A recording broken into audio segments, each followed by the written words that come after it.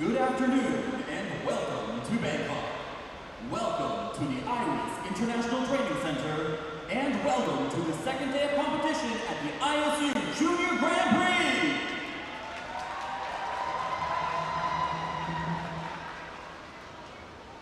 This is an event of the International Skating Union and hosted by the Figure Skating Association of Thailand.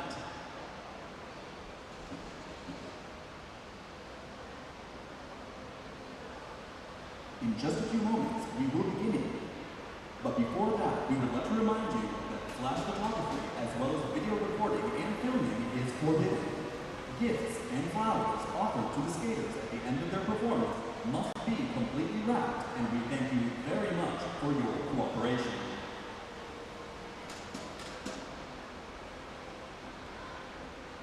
Ladies and gentlemen, may we all please rise for the King's Anthem. For the national anthem.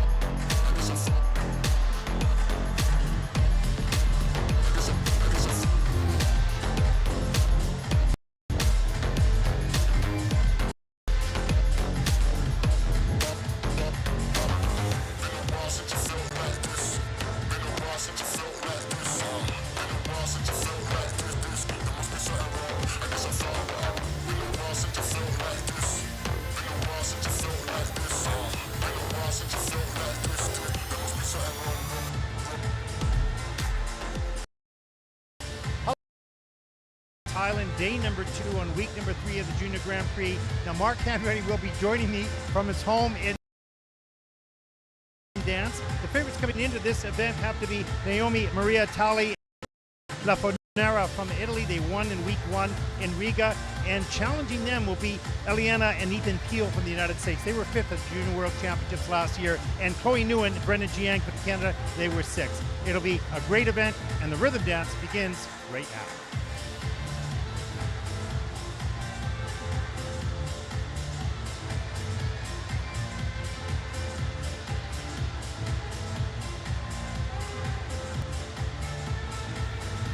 Welcome everyone to day number 2 here in Bangkok, Thailand. Week number 3 on the IC Junior Grand Prix. I'm Ted Barton along with Mark Hanready joining us from Nottingham. At your home studio, we have the rhythm dance, your favorite part of the sport of figure skating. Mark, your expertise is well welcomed here, that's for sure. Whether or not it's my favorite or not is dependent, but certainly the discipline that I have immersed myself in.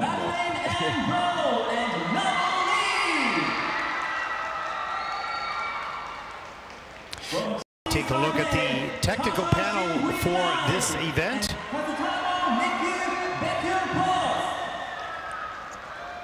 There's a lot of interesting.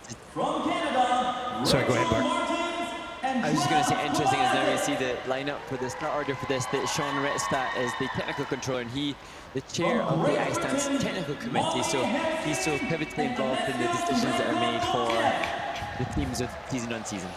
Yeah, I was about to actually mention that. I thought, well, should I? But you did it for me. You did it for me. So that was awesome, and he certainly brings a lot to that committee. No question. And it'll be interesting how they continue to proceed. Let's talk a little bit about the rhythms that we can expect here today. Yes, so this year for the ice dancers in both the juniors and the seniors, they have to. The theme and music selected for them in the rhythm dance is social dances and styles of the 1950s, the 1960s, and the 1970s. So the rhythm dance for the 2024-2025 season takes inspiration from high energy and entertaining dance styles from these decades. And then within the juniors, unlike the seniors, they will have to showcase 2 sequences of the paso doble, one where the man skates the man steps, and the woman skates the woman steps, and then they flip that, so they have to do the reverse. So that's what we're seeing on screen now as the teams work through that. And interesting enough, that is difficult to switch roles for the guys. You can see the weaknesses sometimes, you know, as they switch the roles. As we take a look at some of the fans here, just a reminder, these are grade 11 students from a high school that's close to here. They have trained this cheers. There's a whole variety of entertainment in the first couple hours here, provided by these students who have been training this for about 2.5 months now. It's a great initiative, adds a lot of excitement and ambience to the arena, that's for sure. I think the skaters are going, oh, this is just a warm-up here. It's, yeah. They got, we can rock you. That's what we're hearing right now. So it's a new environment for these young skaters, probably inspiring. Well, it'd be interesting to see how it affects the ice dancers. I don't know, for me, when I was single skating, the warm-up would be so daunting because I'd just be desperately checking in to see if the jumps were going to be okay. The dancers, they'll be anxious too, but I wonder if they can feed off that energy a little bit more and channel it for increased presentation. Exactly, and it's so much fun. They have a lot of entertainment. The sport is still the sport when the programs start, no problem. But around that, there's a lot of entertainment, and there's a DJ with lights, and so there's something happening all the time, no dead air, and that's really awesome. It certainly adds to the experience for the viewer and also for the skaters. And it's interesting to think, what will the reaction be to the skaters that are on the ice now? And even members of our team, Paolo explaining that those that haven't experienced the sport live, as Paolo hasn't, are so bowled over and impressed by the speed of what's being seen. So hopefully those that are watching here are really impressed, as I'm sure they will be. Absolutely. interested just to see Aliska, Zakova and Filip Mencl. They now work through their Paso Doble. That one of the teams that competed last week in Ostrava, and just, you know, I think must be incredibly challenging to compete week on week, but so exciting and exhilarating as well.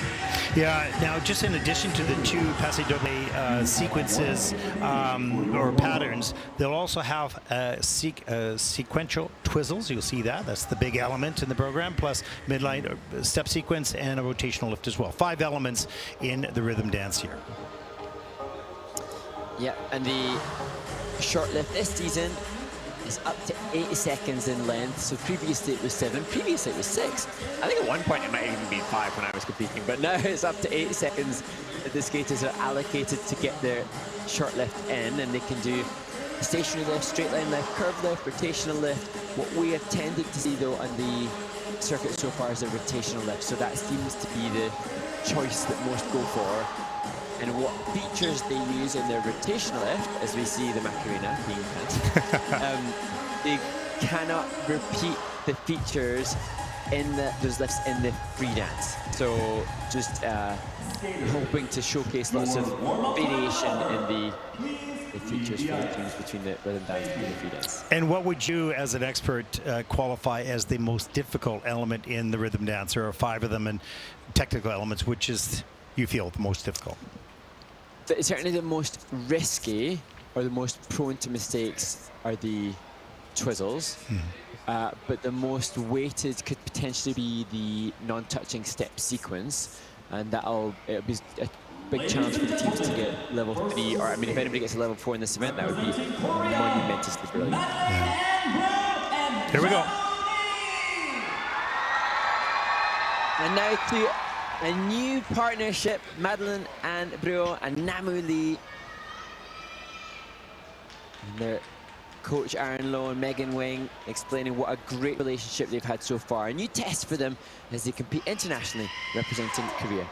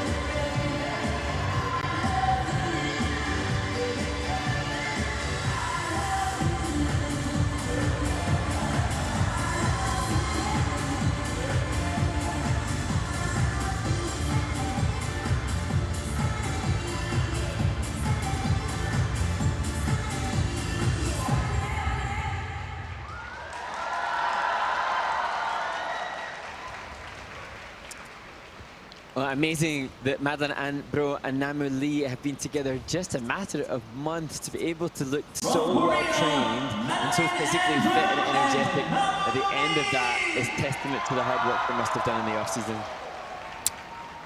Well, Megan and Aaron are famous for their fitness of their athletes and the training of their athletes. They run their programs all the time, and even with the new team, you can see that the time that they've spent together has been well used, that's for sure. First time out, first new experience for Madelaine.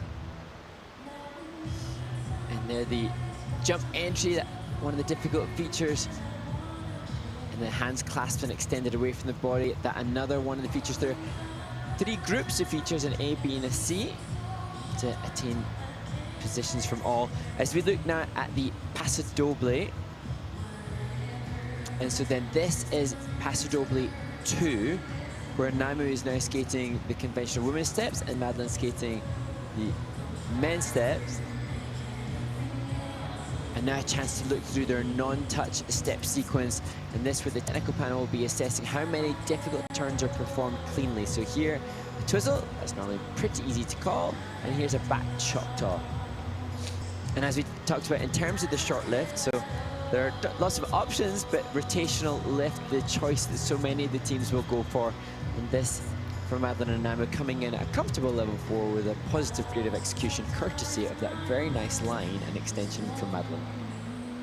Yeah, 5 elements. 3 of them are in the minus GOEs. That's a few points taken away from the base value of that element for the execution, the quality, but that, you know, they've only been together for such a short period of time. That will improve throughout this year. Let's take a look at the scores for the rhythm dance. 43.30 for Madelaine and Namu. They're the first team out in the rhythm dance.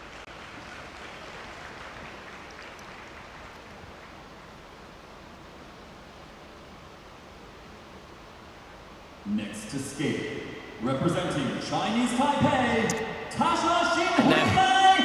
It is a random draw for the rhythm dance, 15 teams, but it just so happens it's the same coaching staff for this next team as those that started the rhythm dance here in Bangkok. Tasha Shinhui Lai and Katsuteru Miki Becker Pos.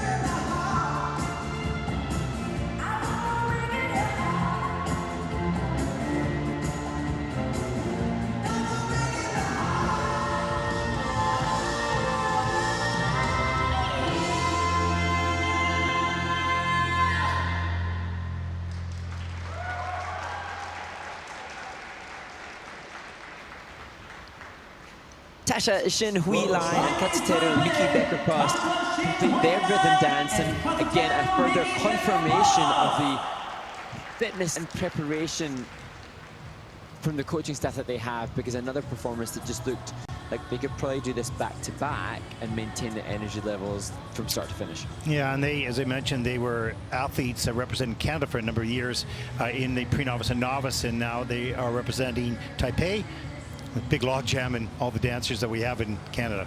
Go ahead, Mark. Yeah, and as we look now at this, the Paso Doble 1 here. So this is the conventional steps Paso Doble, known for decades by so many. And here the rotation lift. So we've got 2 for 2 in regards to the choice of lift option for the short lift for the junior dancers at this event. And as with the first team rotational lift level 4, as we look at the sequential twizzles, just not the fastest of rotations, so creative execution won't be optimal. I'm not sure if some of those were checked 3 turns, and should that be the case, the team would drop levels. Here, an outside closed mohawk into an outside rocker, and the depth, clarity, and quality of those edges will depict the level for the team, and it's coming in at a level 1 for both Tasha and Katsuteru, and that will be one of the defining factors in the results here in this rhythm event, as coach finally gets to have a sit down. Yeah, exactly. Too scared. He's got one more team a little bit later as well. And this will be a pretty close result with his first team that just skated Madelaine and Namu. Pretty tight. They both had, you know, of course, 5 elements. 3 of them were in the minus GOEs for quality, and so the score is quite tight. It will be interesting to see the technical panel here in Bangkok and their perceptions of the clarity of the key points in the Paso Doble. So 4 key points for each sequence of the Paso Doble, and at present it looks like of the 2 teams that have competed, 3 out of the 16 key points available have been given a yes. So far that indicating the difficulty of the achievement of a key point. Right, work to be done in that area, no question. Let's take a look at the scores for Tasha and Mickey. 43.87, and that'll put them in first place, second team out in the rhythm dance. See how close those scores are. 43.87, 43.30.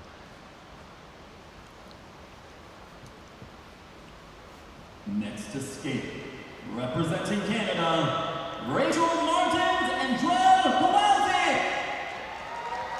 And now to 15-year-old Rachel Martins and 18-year-old Kowalczyk, coached by Mencl in this choreography collaboration with their coach and fellow coach Kelly Johnson.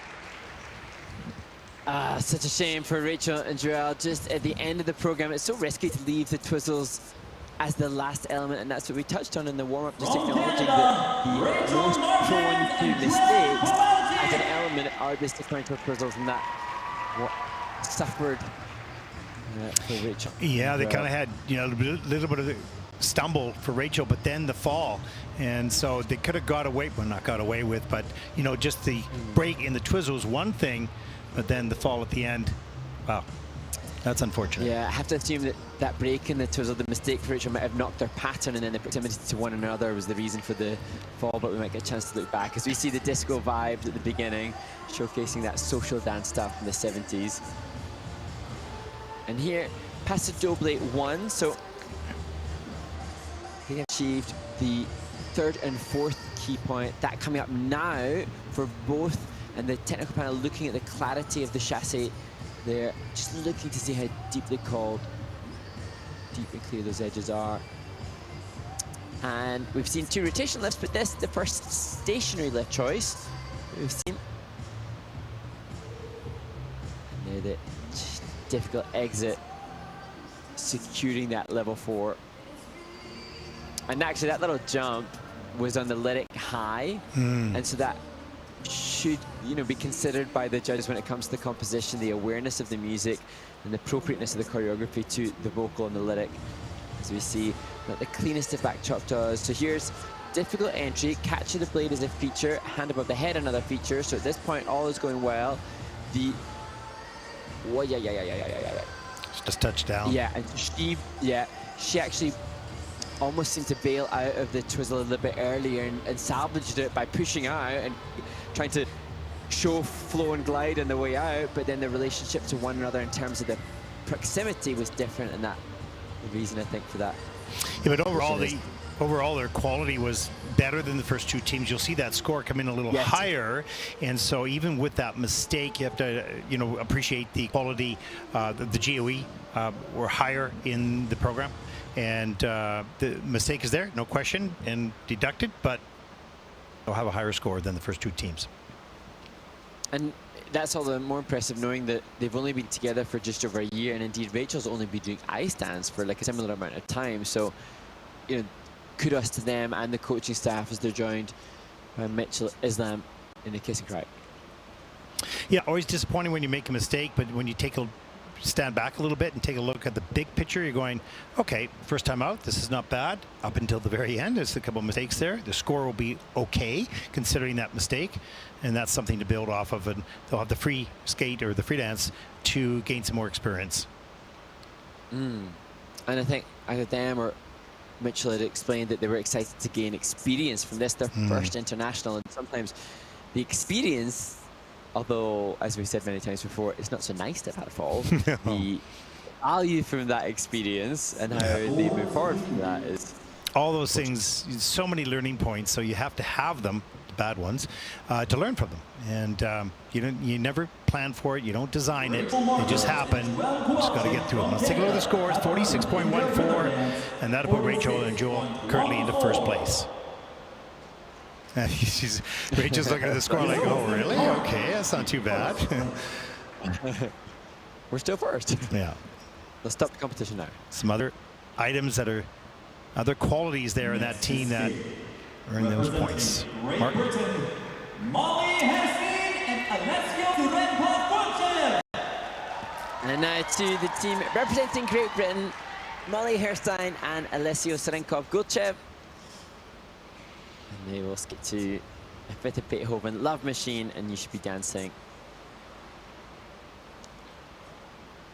Their second Junior Grand Prix season.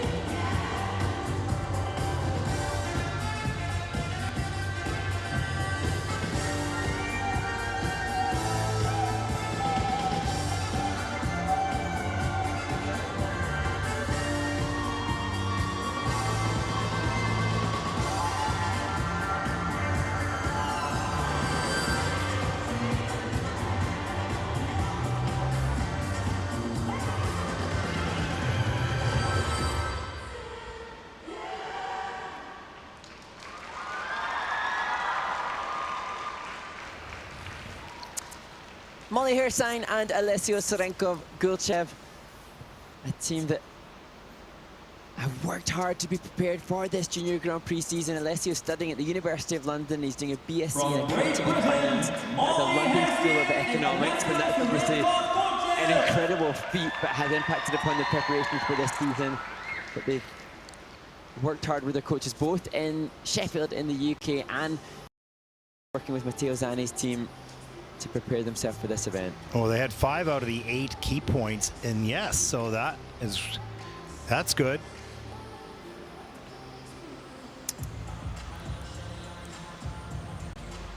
It's fun to see the slow-mo.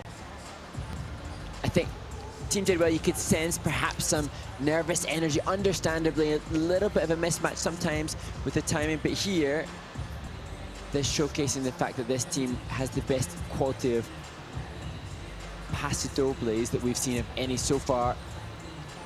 And here the twizzles, just slight lack of synchronicity. And then using the staying on one foot as the feature, and you can see just struggling with the rotation a little bit there for Alessio, and that's the reason why he's just got the level 2 on the twizzles. As we look through the non-touch midline step sequence, and again, just fractional mismatch on occasion. But what a great place for this team to start their Junior Grand Prix from a clean skate. But I think scope for them to make easy point improvements. The difficult feature for Alessio, rotating on one foot within that rotational lift. Lots of energy at the end of the program. That was awesome.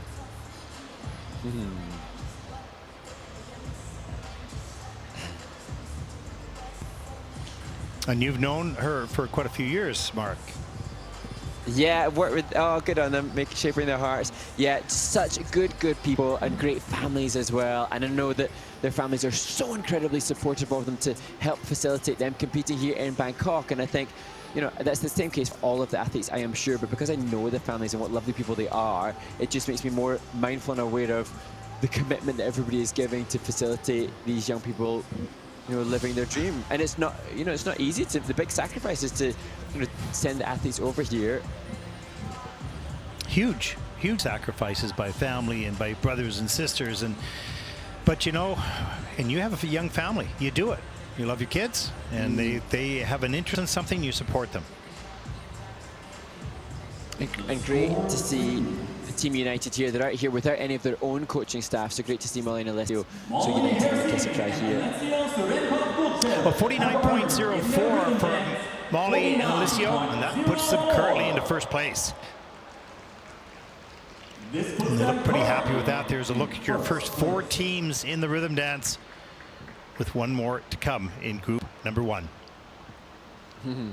Next to skate, representing Czechia, Aliska, Zakova, and Filip Mencl. And now to Aliska, Zakova, and Filip Mencl, a team that, as I mentioned in the warm-up, competed in Ostrava last week, but they didn't have an ideal skate. And so now, how much have they been able to do mentally to prepare themselves for hopefully a clean rhythm dance?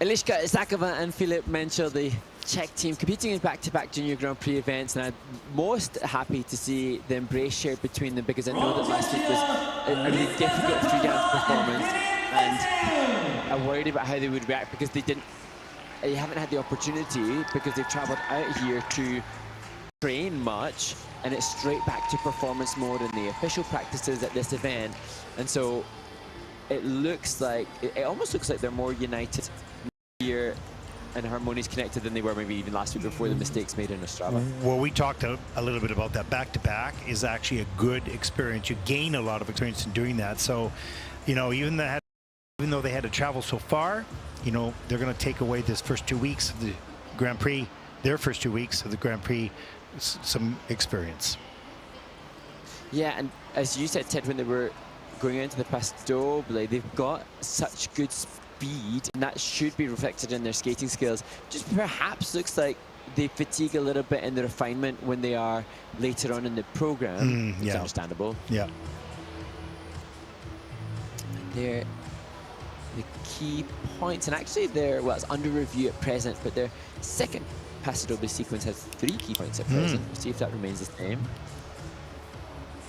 And they're in this non-touch midline step sequence. The teams are allowed to touch the ice, provided it's not for more than 5 seconds. They just must not, and they can stop also, but they just must not touch, as per the name, non-touch midline. Jump entry, that a feature into the rotational lift, and there'll be a difficult exit to get the other level, and that comes in at a level 4. It was deemed a level 3, the rotational lift last week, as Michal Cheska joins them. And actually, kudos to Michal, because he also supported the British team that had just competed. What was that also testament? Sorry, what was their score last week? Yeah. 46.92 last week. Okay.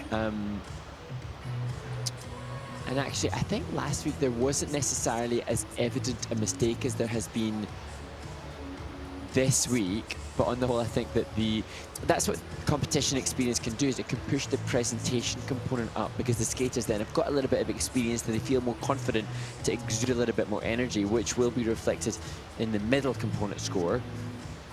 And that perhaps why I think this will be a little higher than it was 7 days ago. Yeah, and you know, but sorry, go on, Ted. No, I said during these Junior Grand Prix, this is not their main part of the season. They're nationals, and perhaps Junior Worlds is their main part of the season. So this is really no consequences. Experience to be gained. Let's take a look at the rhythm dance scores. Season best, 47.43 for Aliska and Filip. And that'll put them into second place. So a little bit of redemption from last week as far as the scores go, but of course they still had that mistake. And they'll endeavor to continue to improve the presentation and the overall program in the free dance tomorrow. For their 5-minute warm-up.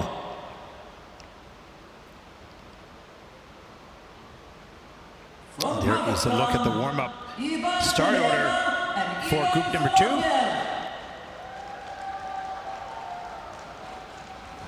Now, Mark, do we have any questions that are coming in on social media, or do we have to make them up? No, we have had some questions come in. Thank you very much to those that have sent in some questions to the International Skating Union social media.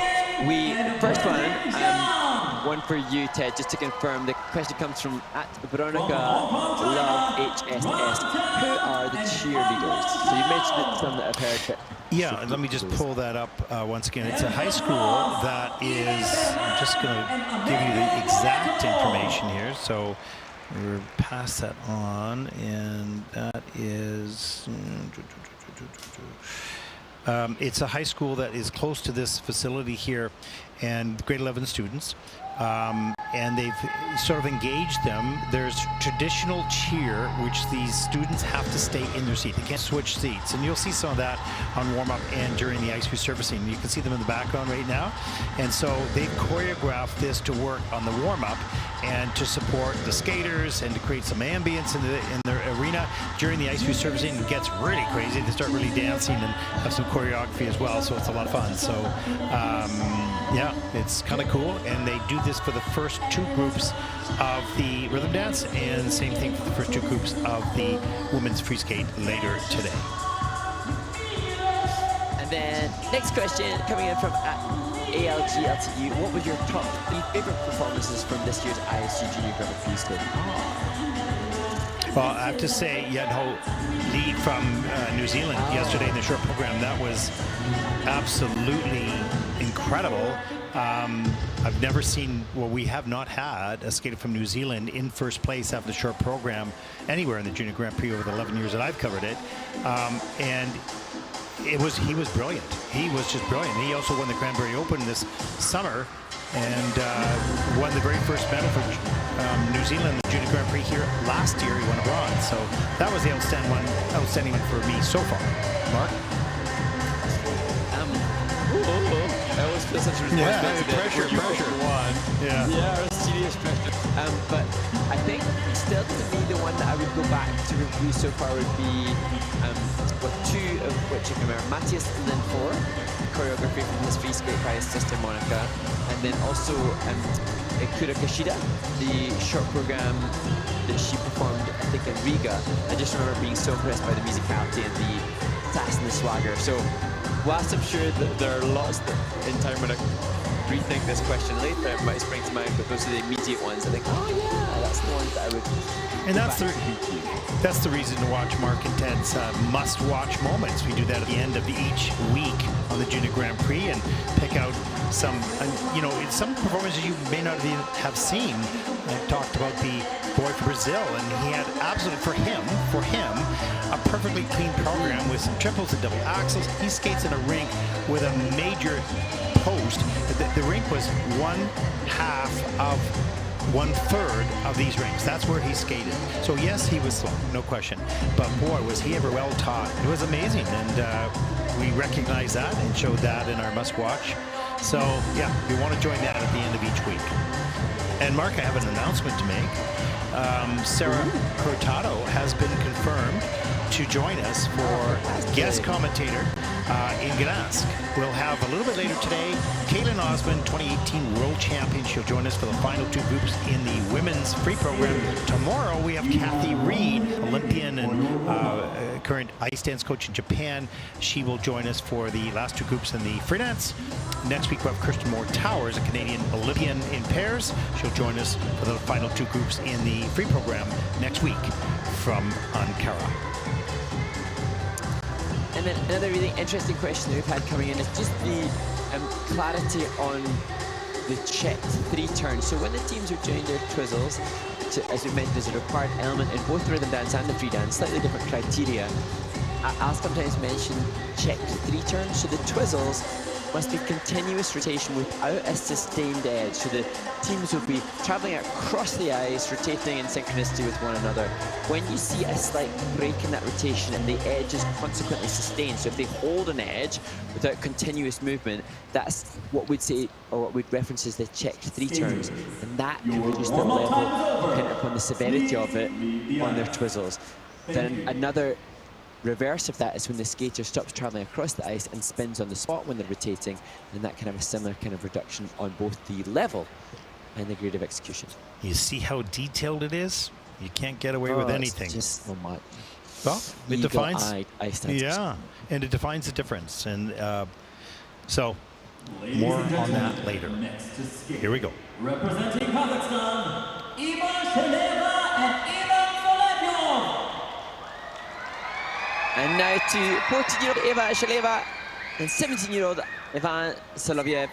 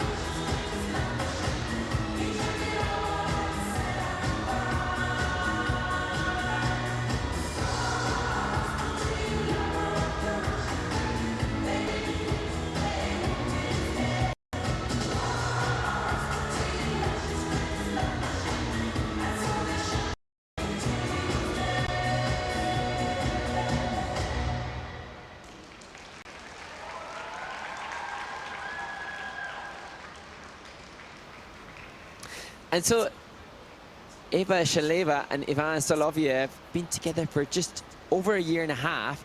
Their goal this year is to try to get the minimum technical element score to represent their nation at the Junior World Championships. So I think they're going to struggle with the minimum technical element score. And for those of you that have joined us on the Junior Grand Prix in the first two events, that's changed criteria this year. And actually, for the ice dancers, they've got their support in the audience and they give it back. The technical element score is 71 now over the course of both programs. So we'll see whether or not they've come good with that as we see the start of the program. And I think, Ted, you've captured the twizzles, in which case a great opportunity to see some of the common mistakes within the twizzles. So if the skater stays on one spot, you can see the rocker of the blade for Eva just working front and back. It's okay, struggling just to get through, but gets through the first.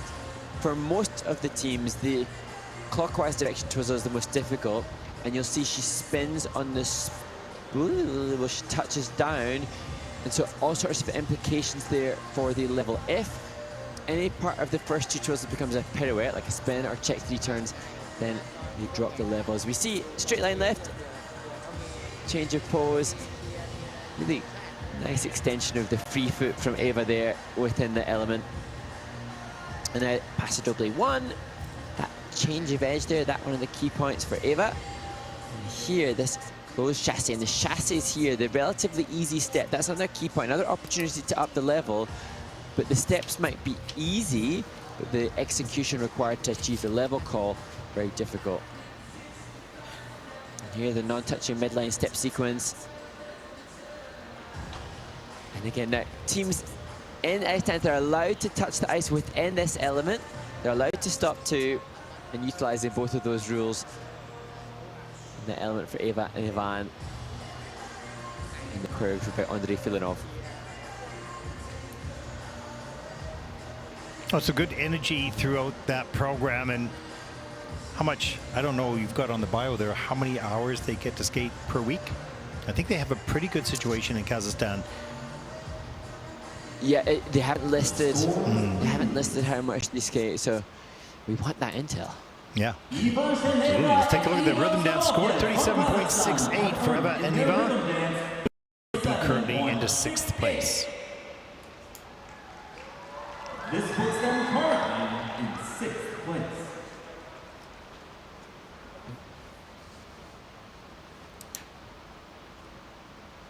Next to skate, representing the United States of America, Elliana, Peal, and now Peal. To the highest ranked team from the Junior World Championships last year, the Dream Cheerleader team. So supportive. We've already seen Elliana Peal and Ethan Peal supporting other members of the United States figure skating team here. Now their turn to shine.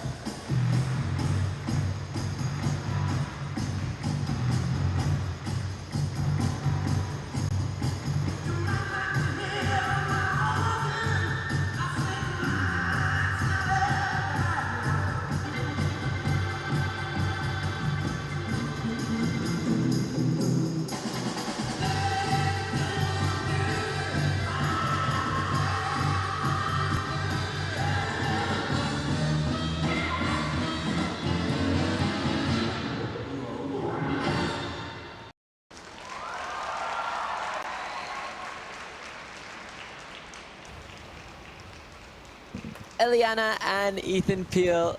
And you just said, Ted, that she loves to dance, and that's what makes this team so engaging and appealing to watch, because the passion for the dance is just so obvious. Well, what's cool about it is that, you know, many skaters have to be taught to perform, but she doesn't. She just performs because it comes from her soul and her heart and her love of the sport and her confidence, obviously, because the skating skills are there, no problem. So I bet you she's just a dancer off the ice, everything. She's probably got great rhythm and loves to perform, and you can just see it in the rhythm dance. You'll see that also in the free dances. Ethan hugs his father and coach. Well, it's interesting you mentioned it, because Eliana is a really trained, experienced dancer off the ice. She's made the decision not to pursue that as readily this year, but what's obvious, while she's obviously trained and educated in dance, like you said, it comes through very genuinely. Oh yeah, love watching her. Them. Yeah, see the paso doble. Nice, tight, crisp footwork.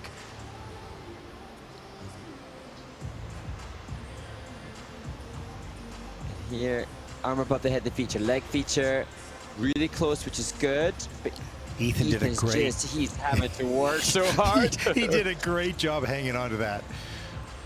It's interesting because I said to you as soon as we saw it, I thought, oh, he's going to drop a level there. But on review of it, I don't necessarily know if he will. It was just looked like hard work. He had to work. It was input at a 3, but went up to 4. Well, that's rare. That's really cool. That's good. Just shows that, and that may be the experience of the team. This team, relatively experienced compared to others that we've seen so far, and so he was able to tap into what was not a comfy twizzle and make it get what it needed to get. Well, 5th in the World Junior Championships last season. Looking to improve on that. And in a stiff field of competition in ice dance, and this year, because of the age changes, there are other teams that are perhaps older that would have aged up into seniors. So Eliana and Ethan really want to cement their position as, again, a top team in the world at the junior rankings as Dad joins them. And there's the Peal family in the kiss and cry, -1. We'll take a look at the rhythm dance scores. A 60.25 with a nod of approval by all 3 in unison. Well done. As they take over the lead at this stage of the competition. That was a lot of fun to watch, Mark, and for both of them, a lot of fun to do. It looked like, anyways.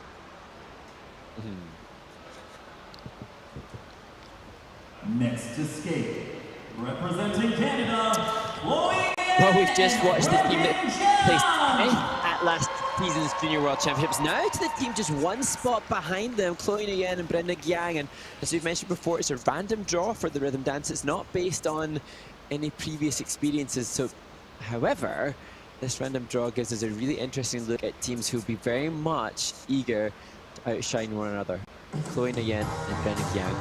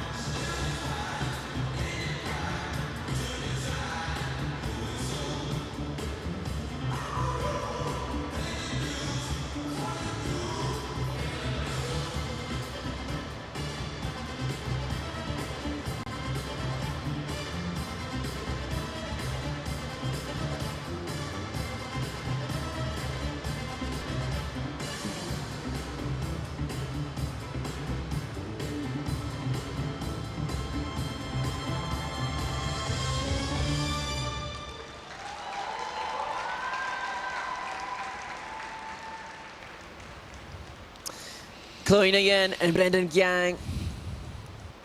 I really like the performance. I like the choreography. I wonder how much of an impact that mistake will make on their perception of that performance. But as you mentioned, Ted, the fall didn't happen in an element, so it will have an impact on the program component scores to some extent, but it won't be as costly as it otherwise would have been should it have been within an element. Yeah, and it's not, it's costly obviously with points here, but it's how costly is it psychologically as you're moving into the free dance? Or this is early on in the season. This is the first time out in the Junior Grand Prix. They've greatly improved, but that mistake is a tough one. That was just a slide stop, and we'll watch it in slow motion. And caught her edge. An element on element comparative to Peel's, that straight line left is better. That was really difficult and complex, so it should have achieved a good grade of execution here. Good speed, good flow, good ice coverage, and 3 key points of the 4 as we see that next key point on both sequences of their Paso Doble, and it's so difficult at Paso Doble too. And here we go. What happened here? Just wanted the, that's a competition. Your body's doing a little bit too much adrenaline coursing through you. And not something you can prepare for at all. For her to come back on these twizzles and just balance and steady herself, she did really well to get through that. And again, confirmation, this is the third of the 3 teams from that school in Vancouver, confirmation of how well prepared they must be that the mistake didn't adversely affect them. That was a really good, nice rocker from her. That quality of the depth of the edge. Here, there's the back inside counter. Not sure that's so callable. And the whirly bird, transitional content. And a little booty shaking, bopping. That's like, what is that? Bum choreography? What do we call that? Yeah, I don't know. I'm just letting you ramble on that one. Going down to some weird hole there. Exactly. He said, okay, rabbit hole. Here we go. Yeah. Yeah, really unfortunate. Good team, really well trained, and that they're going to be disappointed with that, obviously. But those things happen. Better to happen here than at Nationals or in the final or Junior Worlds, wherever. We'll see the score. 61.22 is their personal best, and they have a 58.18. So really didn't, I mean, yes, of course it affected them, but not as much as it could have had it been on an element that puts Chloe and Brendan currently into 2nd place. And just 2 points out, so yeah. Good job. Next to stage, representing Hong Kong, China, Ran Kang and Chau. A great moment now for Ran Kang and Han Chau, the first ice dance team representing Hong Kong at a Junior Grand Prix, and they're not being shy about it as they start their program. Here we go. And what have you all been waiting for? It was a teenage wedding and the old folks wished them well. You can see that Pierre is truly of the mademoiselle. And now the young monsieur belonged from the chapel. They furnished off an apartment with a 2-room robot suite.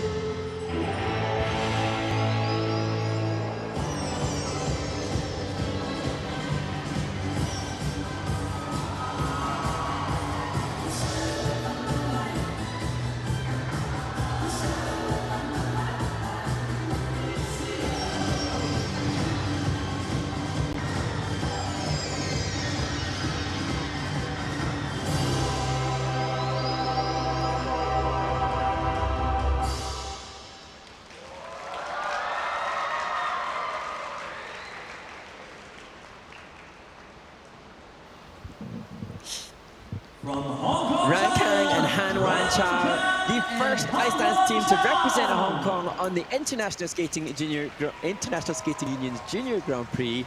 And what an amazing debut, because whilst the skating skills and the ice dance style still needs development, the confidence and some of the choreographic choices were unique. They didn't look like they were holding back at all. Really admire their bravery. No, you saw their personalities. I mean, they have personalities, that's for sure, and they bring it out in their performance, even though there may be technical deficiencies still yet to be worked on, but good on them. And here you can see good speed, good confidence, and even there with that back Choctaw, there's an obvious awareness of what is necessary.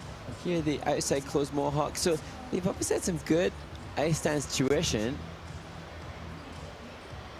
A little out of sync there. Yeah, the super slow-mo. So unforgiving, isn't it?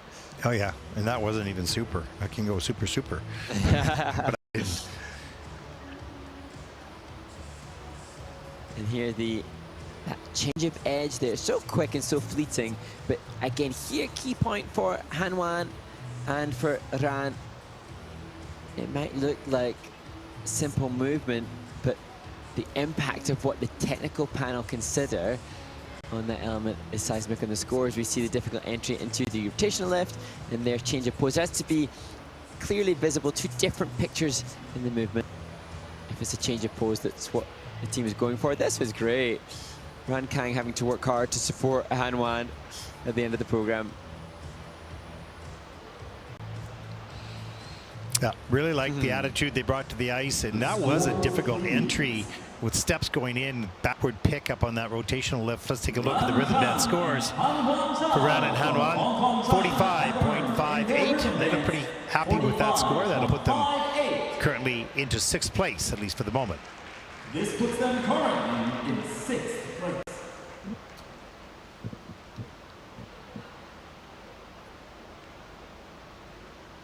Next to skate, representing France, Bernard and Amedeo Bonetto.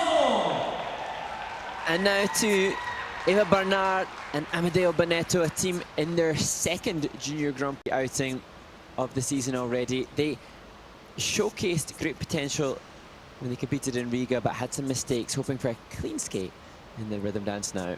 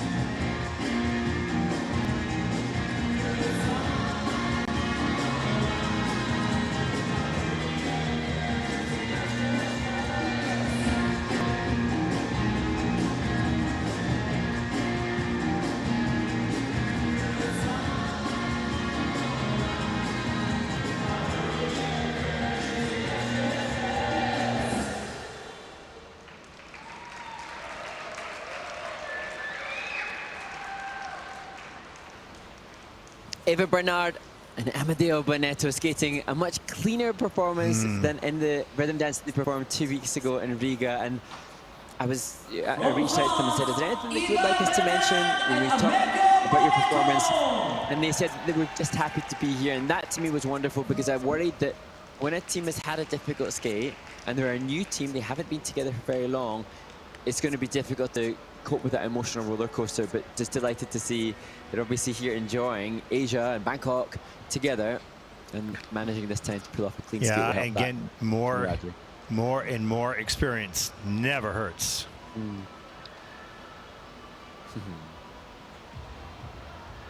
Straight line lift, and just look at the commitment to the grade of execution, both with the head movement from Amedeo and the arm movement from Eva. Here, you can see here in the Paso Doble 2, the quality of posture and extension from Amedeo. His so engaged with the shoulder blades. The hold relatively simple, a simple choice of holds, and the teams can play with the holds that they have within this. But to me, the awareness of posture, probably the best example of any we've seen so far. And as we look at the twizzles, Amedeo had struggled. He had a level 1 in Riga.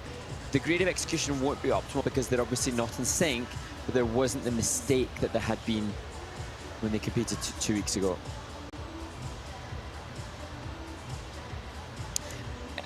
And the interesting here, you can see how matched the team is. As I mentioned, new team, so they haven't spent a long time together, but their technique, because they've had the same coaches, is so clean and so well matched. The scores, please.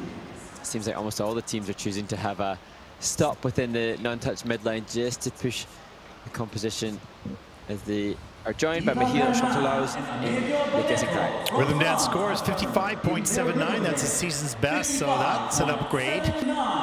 In the second competition, that'll put them currently into 3rd place. This puts them currently in 3rd place. Not sure what they think about it. You can't read that on their face. They got a good poker face there. Ladies and gentlemen, we will be taking a short break for the ice resurfacing. Okay, so during the ice resurfacing, we'll have 2 more flights after this. Or sorry, there's only 1 more flight after this. But there's going to be this entertainment by these grade 11 high school students as we take a look at the results after the first 2 groups in the rhythm dance. And these students have been rehearsing this for months just to create an ambience and excitement in this facility for this event. They are so thrilled to have an ISU figure skating event in this part of the world, and they've gone all out to provide an environment and a wonderful experience for the skaters and the fans that come in here as well. These, as you can see here. That's fun. Yeah. You can see, if you watch carefully, some of them are sort of watching the guy beside them. Okay, am I doing this right?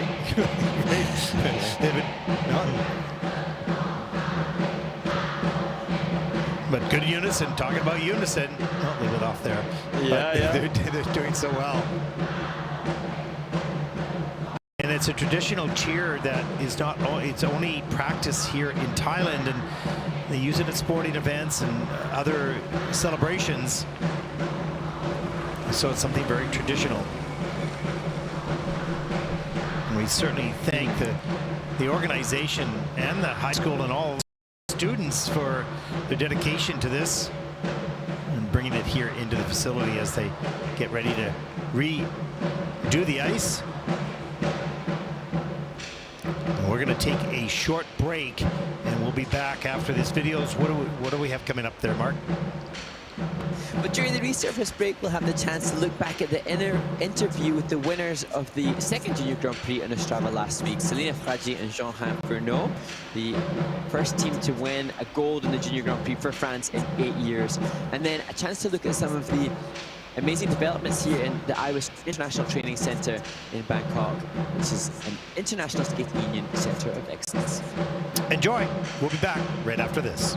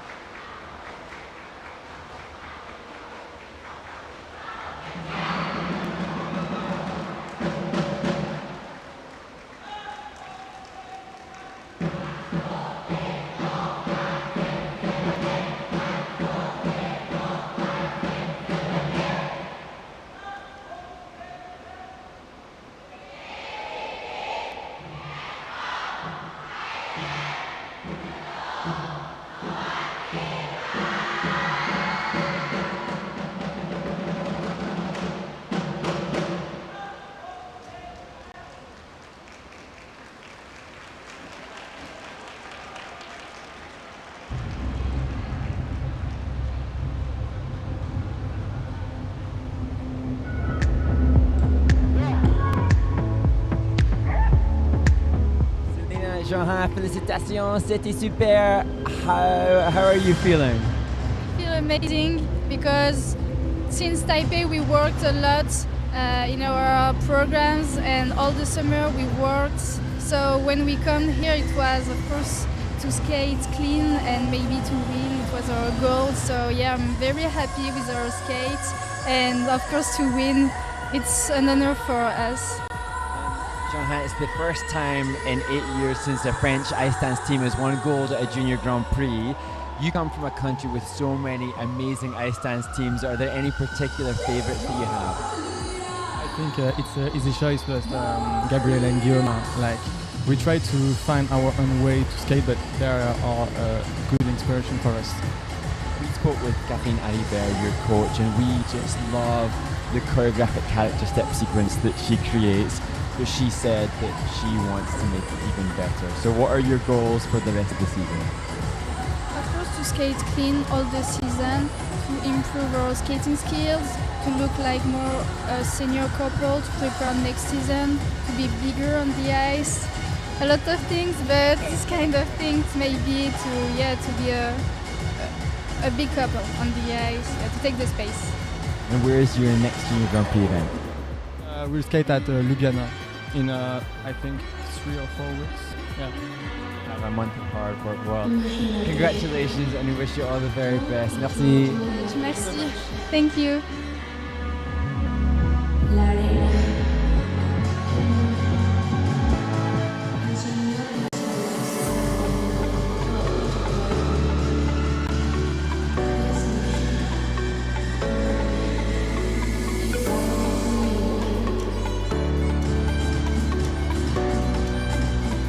Welcome to the Iris International Training Center at the heart of Bangkok, the only international skating union recognized center of excellence in Southeast Asia, with state-of-the-art facilities encompassing an 1,800 square meter Olympic-sized ice skating rink and a world-class venue for international events.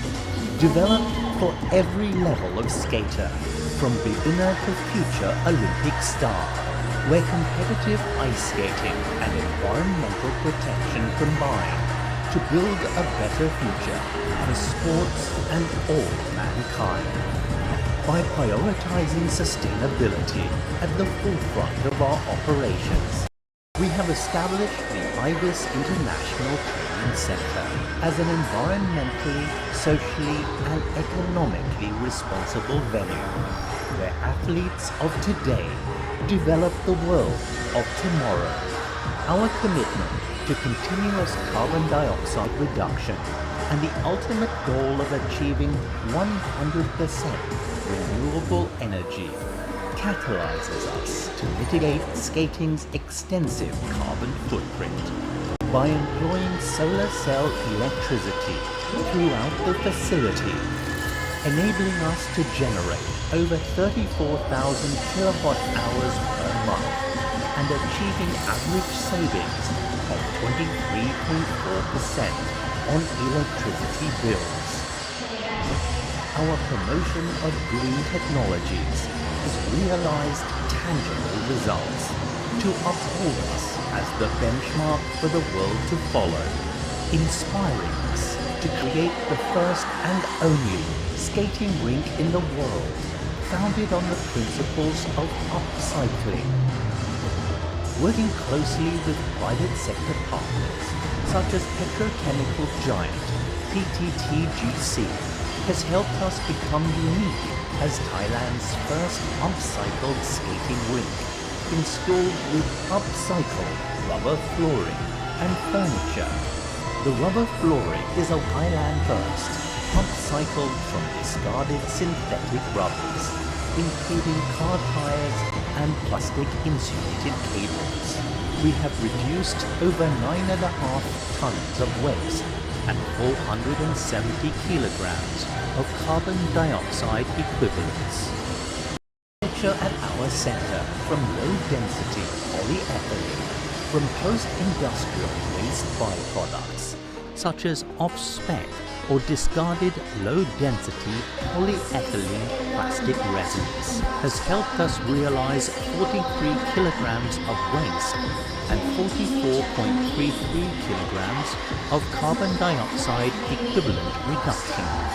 Furthermore, our work with public and private sector organizations, such as the Thailand Greenhouse Gas Management Organization, or TGO, to facilitate eco-friendly events, enables us to accurately evaluate, minimize, and offset carbon emissions from our major events, whilst we additionally buy back carbon credits from accredited organizations, including the Suan Hydropower Project.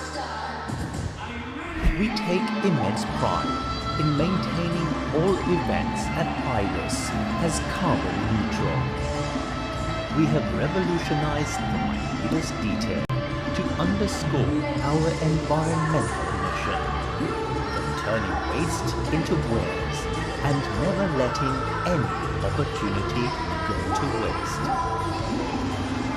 A prime example is our collaborative U-turn platform with GC, where we upcycled waste into wearable merchandise for our athletes. We also adhere to rigorous procurement policies, ensuring only certified eco-friendly supplies are purchased whenever possible. We also extend the eco-friendly philosophy to visiting athletes and involve them in eco-conscious initiatives. These include inviting them to participate in tree planting activities and taking advantage of green transportation options.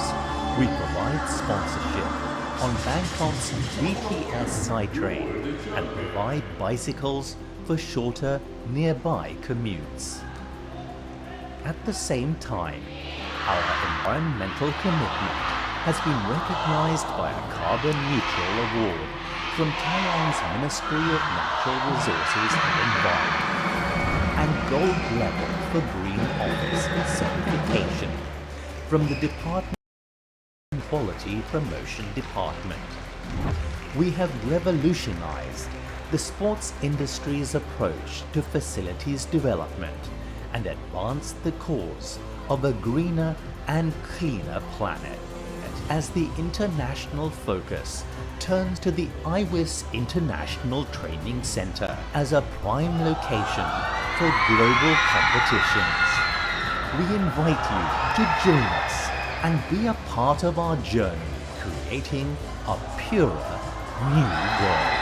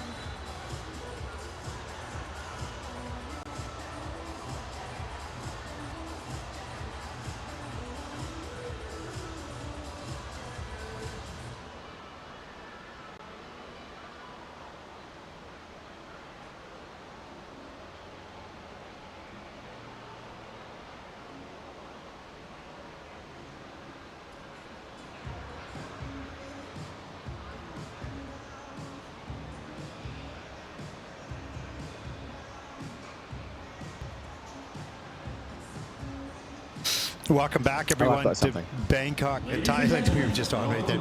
Welcome back to Bangkok, Thailand. The rhythm dance, the final group about to take the ice for their 5-minute warm-up, I guess it is. And we just had an incredible show by all those students in the stands. They're quite, proper now and quiet, but you would not believe what they had. It was just amazing. They had some dancers, the music was going, the drums were going. It was fantastic. I actually took a video of it. I'm going to post it on my Instagram a little bit later, but absolutely fabulous entertainment, that's for sure. And it really is like quite a commitment, not just what they're doing, but the number of people they're organizing to be able to deliver that. It's really cool. Well, cool. This organization is determined, and I've spoken to a number of those people in the people in the organization here.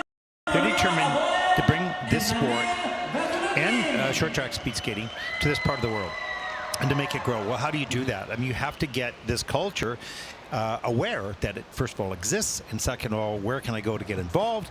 And starting with the high school, how perfect. Those grade 11 students are now aware. They may talk to someone about it, or their brothers or sisters, and we know that at least 3 of those students have now been engaged in a short track, or I'm not exactly sure which one, but that works, and they, it's fabulous. I love the forward thinking. Also, I want to mention, I think you've seen the video, they had these gifts that they usually give to the judges at every event.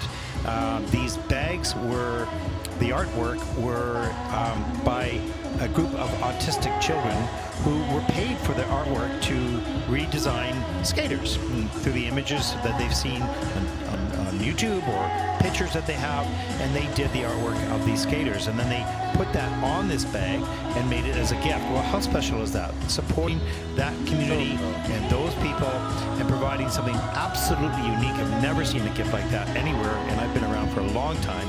And then they put the same imagery on a water bottle. So it was very, very special in not just the gift, but the effort to help community in their life in producing the gift. So everyone wins in that, and I think that was absolutely outstanding. They got contributions, of course, each one of those autistic children contributing to the art.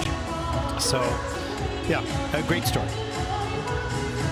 And anything that's, it's interesting because anything that's not motivated by financial gain, to me, has soul and passion and a heart in it.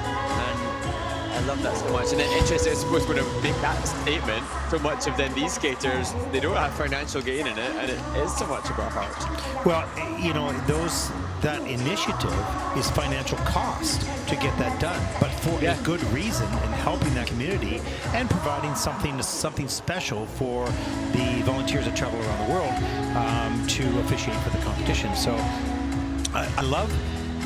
And then look what we see on the screen right now with these students. I love the creative thought process about how to improve the execution of an event. And I love the fact they're thinking out of the box. They're not interfering with the competition. They're building it up, and they're building something special. And if that could be done around the world in these events, it would change perhaps the experience of people coming in to watch the sport of figure skating. So, well done, Thailand and your skating federation and all the people that were involved in this, and the high school as well. Congratulations, and we thank you for all those efforts. And it's something very special because we've been around a long time, and something especially very unique. Okay, Mark, I'm going to stop talking. You pick up now. I was just going to reference something far less sort of wholesome necessarily, but just the acknowledgement of what's happening now on the International Skating Union's calendar. We've got the Junior Grand Prix well underway, and today in Bergamo in Italy is the start of the Challenger Series event, the Lombardia Trophy, and so we have the winners of the Junior Grand Prix, or the Junior World Championships last year, Leah Nasset and Artem Markelov, making their debut on the Challenger Series as seniors, and I just think that's an interesting insight into taking the jump and the step up, because we're going to see teams now here this year in the Junior Grand Prix that this time next year we'll be doing just that. Yeah, and let's talk a little bit about that, the different sort of levels, if you will, or series that there are. The Junior Grand Prix series, which includes everyone worldwide. If you're a member of the ISU, you can have an entry. Then there are the Challenger Series, international competitions operated by federations around the world that some of them have obviously points that can go towards world standings. And then the Senior Grand you really have to be at the top of the game there to qualify through the World Championships the previous year. And then you've got the ISU Championship. So you really have 4 different levels of development and competition happening around the world as we start group number 3 here in the rhythm dance. Ladies and gentlemen, next to skate, representing France, And Dania this a team and that impressed me so much when they appeared on the Junior Grand Prix last year. Still just 14 and 15 years old, Dania, Mouaden and Theo, Bigot.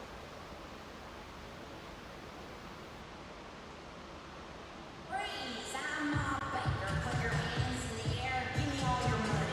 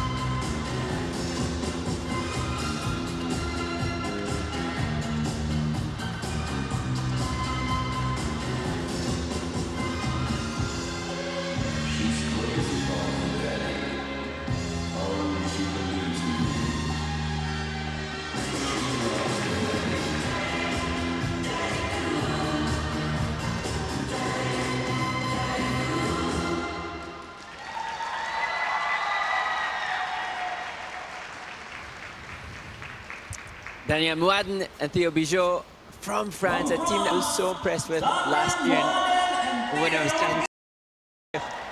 telling Daddy Cool, the music will be the optimal choice for the team, but whether or not stylistically they're suited to this or not, they have utterly, completely embraced the theme of this 1970s dance style, and they had so much attention to detail within the choreo. Well, lots of energy, and I think this team has a very, very bright future. As we take a look at the Twizzles, they're in at level 4 for both partners with a plus DOE of 0.64. So they're taking away 7.98 points on this one element. So technically they're getting stronger, and they're very young, just 14 and 15. So they may not know a lot about this era, but you can see the energy they bring to their dance. And so wait for the next few years as they continue to grow. An interesting choice, use of the hold, both hands around the back from Theo onto Dania. Interesting that the couples can, as I mentioned previously, play with the hold. And here, as we look at the non-touch step sequence, look at how much commitment to the arm work there is, so much attention to detail. I love this little bit. And that also is a good testament to the coach doubling up as a choreographer, because then obviously the coach, the person who's going to be on site every day, and that perhaps the reason why there's so much embellishment as opposed to a choreographer coming in briefly to create, as we see this straight line lift. Because if the choreographer just comes in, creates the program, spends a few days and leaves, there's perhaps not the embellishment as there would be when the coach, as we see her now, Barbara Piton, joins them. Just 14 and 15, and that mature in their performance, and you know this team is going to continue to grow and explore in different genres of music and storytelling, and it's going to be fun to watch. 57.92, and that's with Dania and Theo currently into third place. This puts them currently in third place. Nicely done. Next to skate, representing Japan, Sara, Kishimoto, and Atsuhiko Tamura. And now to Sara, Kishimoto, and Atsuhiko Tamura. One of the teams from the Ice Academy of Montreal.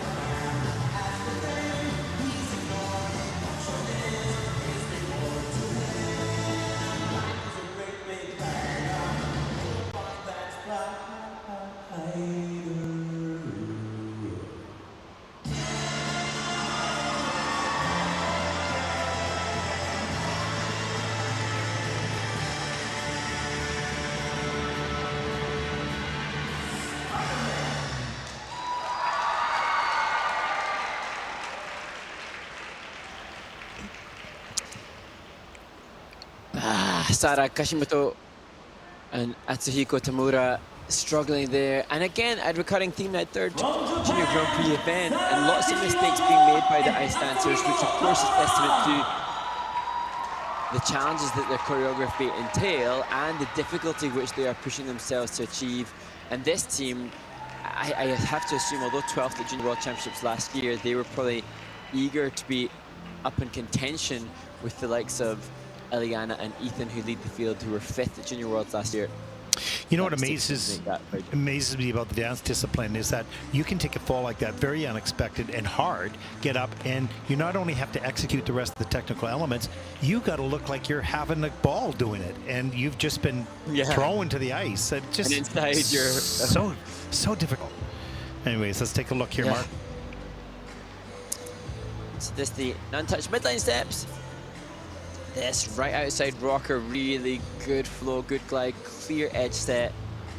How much ice coverage this team shows is testament to the fact that I think that they had the potential to vie for the title here. So you see the twizzles, which probably the closest, fastest rotation and best match that we've seen also.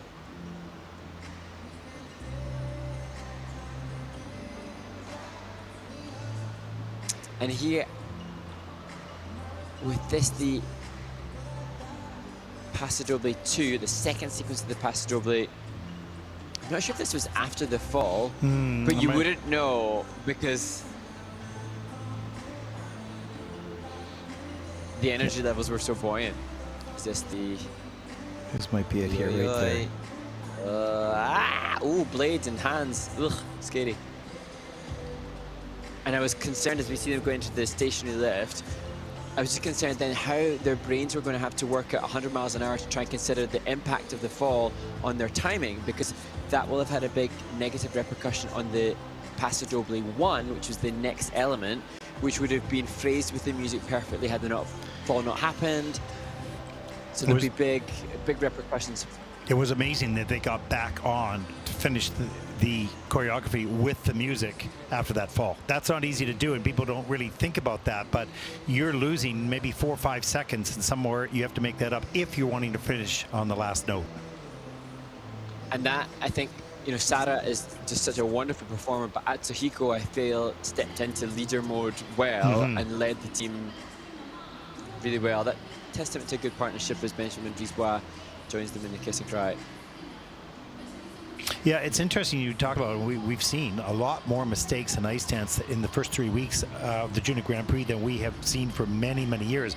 That it's not because they're weak skaters, it's because they're better skaters challenging themselves to a higher level. And this, we're going to see more mistakes when they're pushing to that line of disaster, but not over the line. You closer to it, a little faster, a little deeper edges, all those types of things, more choreography.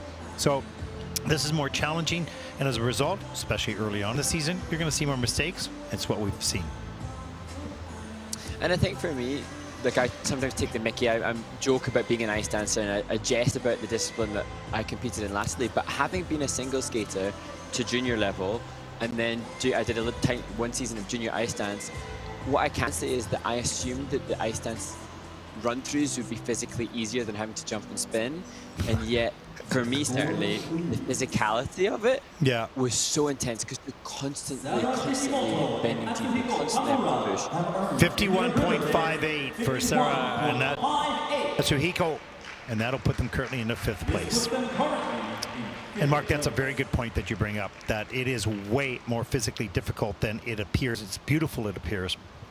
This is a hard sport. Next to skate, representing Australia, difficult discipline.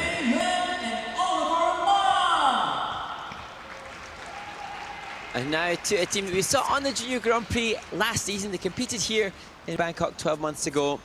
14-year-old Renee Nguyen, 15-year-old Oliver Ma, and this, I think, the second time that we'll hear Rasputin.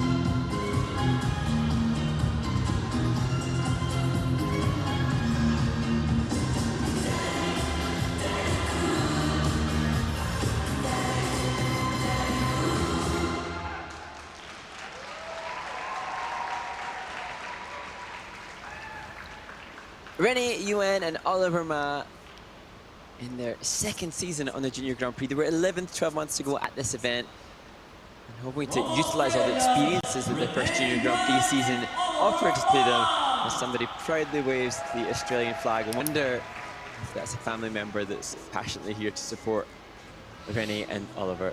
Well, their season or personal best 37.16. We'll see how close they come to that. You can see the skating skills still needs a lot of work, and as we talked about a little earlier, I mean, the ice dance discipline is getting more difficult, more challenging, and requires a lot of time. As we take a look at the twizzles here in at level 3 for both partners, but with a minus 1.44 for the quality, so losing some points on the execution. Yeah, and this the point in time, because to the untrained eye, this is wonderful what Renee and Oliver have just offered. But here within the Paso Doble, because everybody has to do the exact same steps, just see here the amount of like pressure and length of their stroke. Their stroke's just a little bit shorter than some of the other teams that we've seen before, so that indication as to why their skating skills are in the high 3s range as opposed to some that are pushing towards the high 6 range.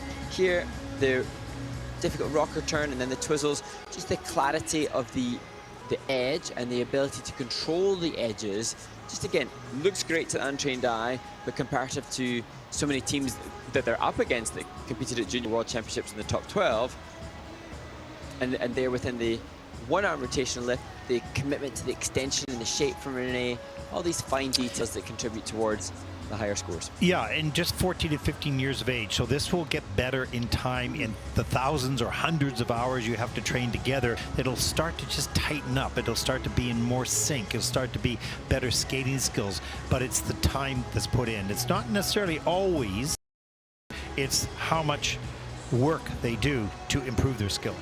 So, yeah. And also praise to Renee and Oliver. They had those 2 Junior Grand Prix experiences last year, and they've obviously stuck together, and by sticking together and pushing each other through the off-season, they're getting the opportunity to come back out to another event like this. And what an amazing opportunity for growth and learning. Yeah, 36.46, so that is a bit short of their personal best, and that'll put Renee and Oliver currently into 13th place.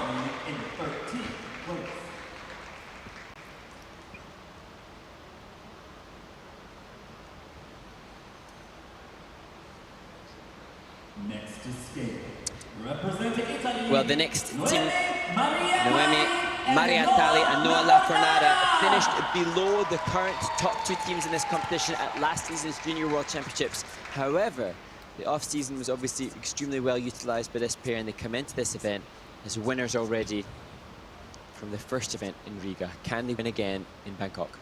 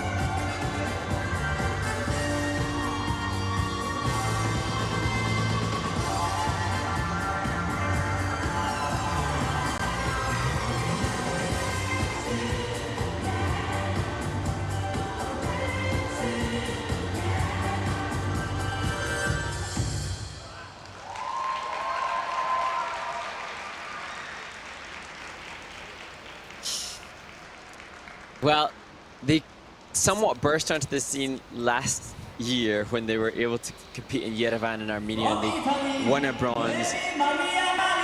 Just not long after they went on, as I said, to finish 7th at the Junior World Championships. But now here, perhaps it's following the win that they had at their first assignment in Riga, or perhaps it's just the off-season work, but this team now looking at pretty much a different class to those we've seen. Yeah, compared to last year's Junior Worlds, they've just, you know, climbed over the 2 teams that were in front of them at the Junior Worlds, at least in this competition, I think. Still early on in the season, of course. And the skating skills, courtesy of the amount of flow and glide, as we look at the second sequence of Paso Doble, the ice coverage, they're closer to that top barrier than any others. And then getting out to the next barrier, that an indication of the amount of speed they have. And it's that speed and that depth of edge that we see here that has pushed them into the 7s in the skating skills. And their score from Riga was 62.95. Last week, as we see the conclusion of the Twizzles, the score from the winners in the rhythm dance, Selena Fragi and Jean Hanfno, was 64. I think this is going to be higher than both of those by some ways.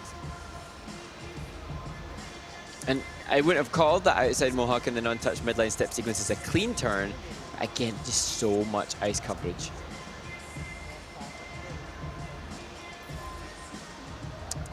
Now one of those. Here, the rotational lift. Sorry, Ted. No, I was just saying, one of those performances that everything seemed to click. It was clean and tidy and very strong and covered the ice. And this was their, I think, their best performance so far this season. We'll see what the score is. Let's see, Walter Rizzo in the kiss and cry. Such a quiet guy. And one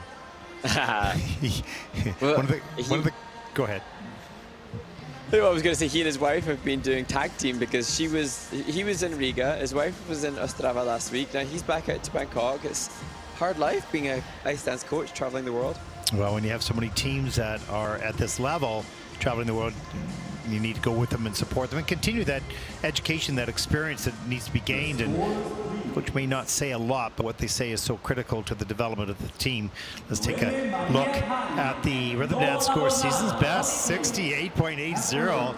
You see the reaction by all 3. Wow, they did not expect that big number. They might have expected a lead, but not that big number. You see an 8-point lead here, more than an 8-point lead. That's huge in ice dance. With one team to come. Next to skate, representing United States of America, Hannah Maria Ablon and Daniel Veselukin. And now to Hannah Maria Aboyan and Daniel Veselukin. And this team, although they don't have experience on the Junior Grand Prix and they don't have many stats together, many predicting that this team could be challengers this year. They will close out the rhythm dance in Bangkok.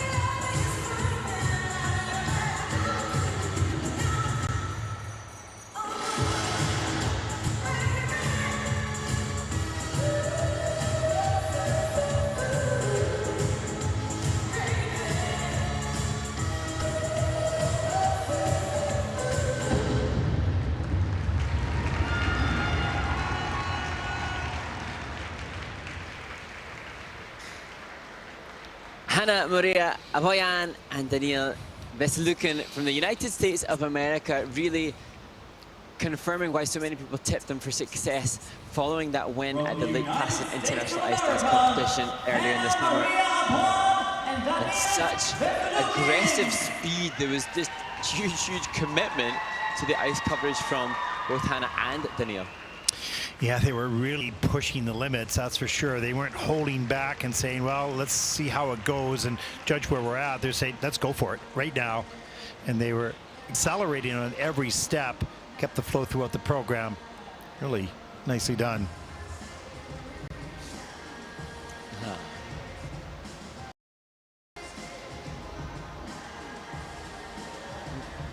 As we see the opening, just have to consider that first Junior Grand Prix, big event. There must have been nerves, but it seemed to be channeled into confidence.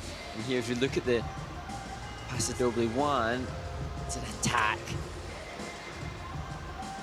Not the same refinement of ice dance technique as we saw from the Italians, but some amazing highlights. Now, Hannah has explained that she was trained in the Vaganova ballet technique and as a rhythmic gymnast, and you can see that brilliant range of movement that she has to tap into for some transitions like the slide. As we look at the twizzles, she just... good save. Yeah.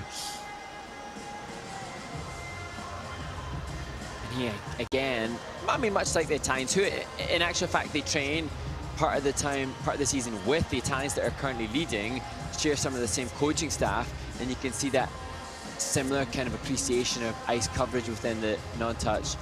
It's an amazing edge from Daniel there on the chalk top.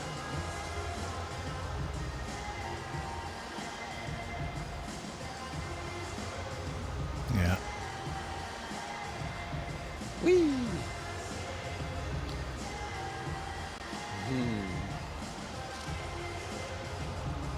So there's Walter again and Melissa Gregory, who with her husband Dennis Pichikov trained the team.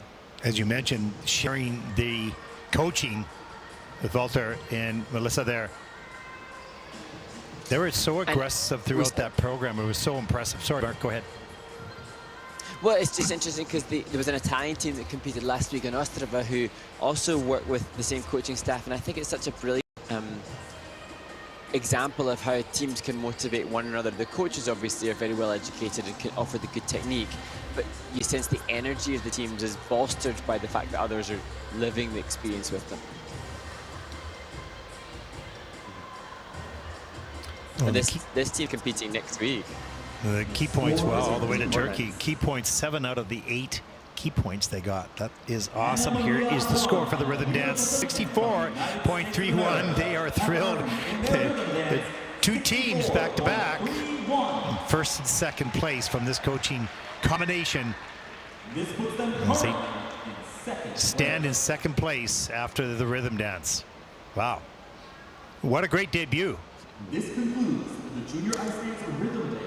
We will be taking a short Mark? break before we're back with the Junior Yeah, Rhythm Dance. fantastic. And mistakes were made by some of the experienced teams, but perhaps no surprise to see Noemi Mariatali and Noah Lafornara leading the field, paving the way for the rhythm dance, or the free dance, to come tomorrow. Yeah.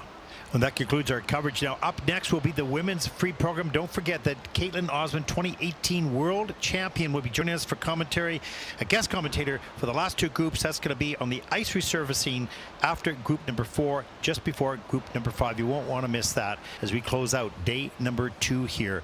That concludes our coverage of the rhythm dance for all of us here at the ISU. I'm Ted Barton along with Mark Hanready. Thank you for watching. Make sure you join us. Women's Free coming right up.